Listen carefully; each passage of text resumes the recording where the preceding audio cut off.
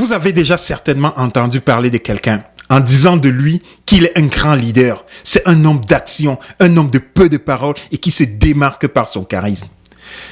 Toutes ces belles qualifications sont en fait un mélange de concepts qui nous éloignent de plus en plus du leadership, du vrai leadership.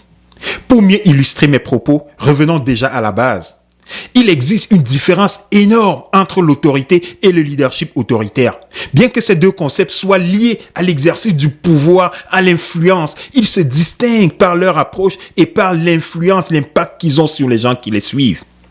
L'autorité repose sur des règles, des lois, des normes établies par une organisation ou simplement par la société. Les personnes autoritaires s'appuient sur des commandes, des ordres et ils exigent la conformité sans poser de questions. Par exemple, l'autorité parentale. Les personnes qui possèdent cette autorité formelle se sentent avoir le pouvoir de donner des ordres, de prendre des décisions et d'exercer une certaine influence sur les autres par simple fait de l'autorité qui leur a été donnée ou qui se sont donnés eux-mêmes. Le leadership autoritaire, en revanche, est un style de leadership qui est axé sur la persuasion, l'influence en utilisant des méthodes de pression. Il repose sur le contrôle strict, la prise de décisions centralisée et le manque de participation des membres de l'équipe ou de la famille en fonction du contexte dans lequel il est appliqué. Ce style de leadership met l'accent sur le contrôle du leader, sur le contrôle et la discipline. Mais en conséquence, il peut entraîner un manque de motivation, de créativité de la part des membres de l'équipe ou de la famille. Que vous soyez un entrepreneur, un employé ou un parent, il existe tout de même un point important par rapport à cette approche.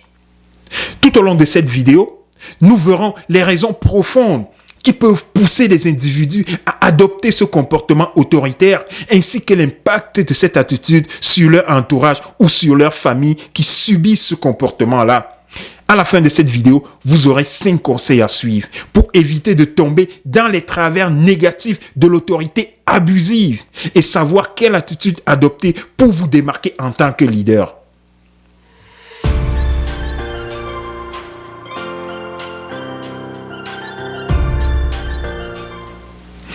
Dans la société actuelle et depuis la nuit des temps, l'humanité a toujours été confrontée à l'autorité. Mais au fil du temps, le concept de leadership a fait son apparition et a pris considérablement de l'ampleur. Aujourd'hui, nous pouvons constater que les concepts d'autorité et de leadership cohabitent et ont même donné naissance à un nouveau concept beaucoup plus populaire qui est le leadership autoritaire. L'autorité et le leadership autoritaire peuvent se manifester différemment, que ce soit dans des organisations, dans la famille ou même dans les relations interpersonnelles. Bonjour et bienvenue à notre capsule leadership. Pour ceux qui se joignent à nous pour la première fois, mon nom est Abel de Pack B Motivation. Dans cette section, nous bâtissons des leaders. Nous abordons les sujets et répondons aux questions que vous nous posez dans les commentaires.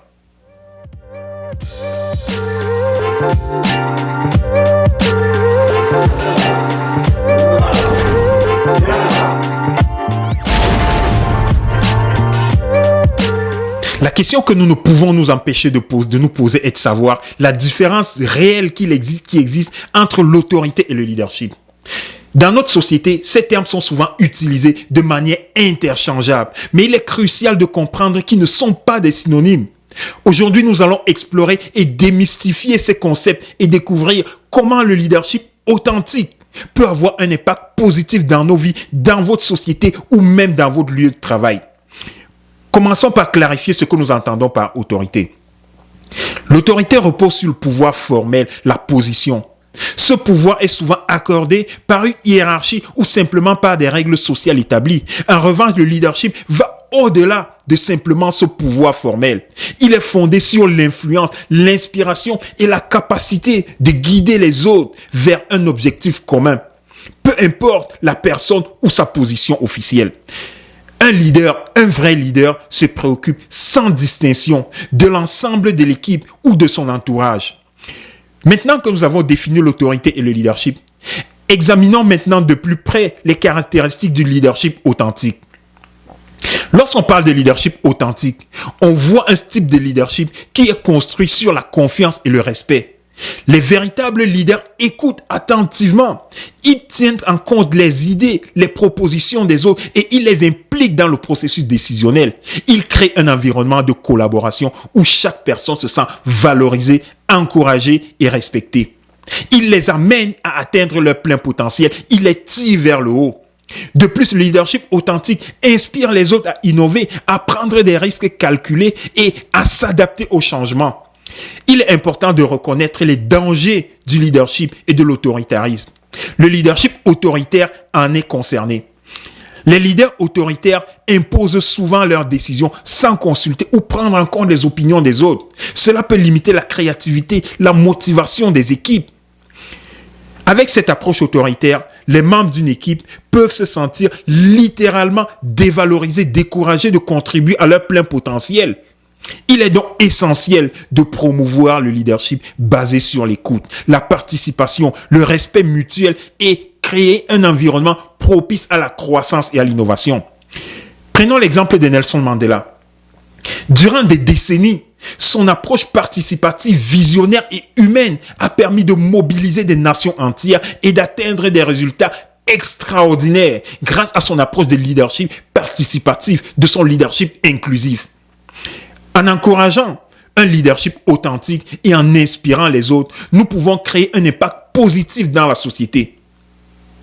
Et maintenant, quelles sont les raisons profondes qui peuvent pousser certaines personnes à agir de manière autoritaire? En réalité, les personnes autoritaires agissent ainsi par crainte de l'échec. On n'est pas surpris de cette approche-là. Mais il est important de noter que les motivations derrière ces comportements autoritaires peuvent avoir des sources diverses. Il existe des raisons connues pour lesquelles certaines personnes peuvent adopter un comportement autoritaire. Par exemple, la perte du contrôle. Les personnes autoritaires peuvent avoir peur de perdre le contrôle de la situation ou de ne pas être capables d'atteindre leurs propres objectifs. Elles peuvent donc recourir face à cette situation à un comportement autoritaire pour maintenir une certaine pression et s'assurer que les choses se déroulent selon leurs attentes. Le besoin de sécurité. Certaines personnes associent l'autorité à la sécurité. Elles peuvent penser qu'en exerçant un contrôle strict, en évitant les erreurs et les conflits ou les échecs potentiels, elles se sentent beaucoup plus en sécurité. Elles utilisent l'autorité pour créer une espèce de bulle de sécurité ou un moyen de se protéger ou de protéger les autres d'après ce qu'elles présentent, mais ce qui est complètement faux. Leur but n'est pas de protéger les autres, mais plutôt de se sentir beaucoup plus sécures elles-mêmes. Le manque de confiance en soi. Les personnes qui manquent de confiance peuvent aussi se tourner vers l'autoritarisme comme une bouée de sauvetage, un moyen de compenser leurs insécurités. En contrôlant rigoureusement les autres, elles peuvent se sentir beaucoup plus puissantes et elles-mêmes s'auto-valoriser. Le besoin de se sentir supérieur. Certaines personnes sont motivées par le désir de se sentir supérieures aux autres. Elles utilisent l'autorité pour établir leur pouvoir et leur domination, en recherchant à affirmer leur supériorité et à renforcer leur estime de soi. Ce qui est très vicieux comme approche. Il est important de noter que l'autoritarisme n'est pas une approche de leadership saine ni constructive. Les comportements autoritaires peuvent causer des tensions, des conflits et peuvent même entraver le développement personnel quand on parle des enfants qui subissent ces comportements-là. Imaginez des employés, des familles qui subissent ces pressions à longueur de journée. Le leadership efficace se base plutôt sur la confiance mutuelle, la communication ouverte et l'écoute, la collaboration. Lorsque vous rencontrez des difficultés avec une personne autoritaire, il est utile d'essayer de comprendre les motivations sous-jacentes à ce comportement, mais il est également important de définir vos propres limites et de chercher les moyens de communiquer de façon ouverte pour résoudre les problèmes. Vous ne voulez pas rentrer dans le jeu d'influence, ce n'est pas de votre intérêt. Les mêmes raisons s'appliquent dans le contexte familial. Les familles ne sont pas épargnées. Les comportements autoritaires au sein de la famille peuvent découler de certaines peurs, de certaines insécurités ou des motivations similaires à celles que je viens de citer. Il est important de noter que les comportements autoritaires au sein de la famille peuvent avoir des conséquences néfastes, notamment en termes de relations familiales, de développement des enfants ou de communication interpersonnelle. Il est essentiel de promouvoir les relations basées sur la confiance, le respect mutuel et la communication ouverte au sein de votre famille, sur votre lieu de travail ou même dans vos relations interpersonnelles. Vous n'avez rien à gagner en créant de la peur, de la crainte autour de vous, mais vous avez plutôt tout à gagner en créant de l'admiration, en gagnant le respect et la confiance de votre entourage. Voici 5 conseils à suivre pour éviter de tomber dans les travers négatifs de l'autorité abusive. Reconnaissez vos erreurs et apprenez d'elles. Personne n'est parfait, y compris les leaders. Soyez prêts à reconnaître vos propres erreurs et d'assumer la responsabilité. Montrez l'exemple en admettant lorsque vous avez eu tort et excusez-vous si c'est nécessaire. Travaillez sur vos erreurs pour vous améliorer. Cette approche contribuera à stimuler, à créer un climat de confiance et de respect mutuel. Être vulnérable n'est pas une faiblesse. Dans une prochaine vidéo, nous parlerons de la puissance de la vulnérabilité et vous serez surpris de cette approche. Pratiquez une écoute active. L'écoute active est essentielle pour éviter une autorité abusive. Soyez ouverts aux opinions et aux participations des autres. Impliquez-les dans le processus de décision. Écoutez attentivement leurs propositions et leurs idées, leurs sentiments. Tenez en compte leurs opinions dans votre processus de décision. Faites preuve d'empathie. Cultivez votre capacité de vous mettre à la place des autres. Cultivez cette compassion, cette capacité de comprendre leurs émotions. L'empathie vous aidera à reconnaître les besoins et les sentiments des personnes qui vous entourent, qui sont sous votre autorité. Ce qui vous permettra d'agir avec beaucoup plus de compassion et de considération pour ces personnes. Pratiquez une communication non violente. Adoptez une approche de communication non violente dans les interactions avec les autres. Évitez les critiques, les jugements, les insultes. Ça ne sert à rien. Privilégiez plutôt un langage respectueux, clair et constructif. Cherchez des solutions mutuelles et bénéfiques pour résoudre des conflits. Encouragez le dialogue et soyez honnête. Vous devez favoriser l'autonomie. Accordez une certaine autonomie aux gens qui sont sous votre autorité. Encouragez l'expression individuelle, la prise de décision, la responsabilité personnelle. Cela permettra aux personnes qui sont sous votre autorité ou qui collaborent avec vous de se sentir valorisées, respectées et compétentes.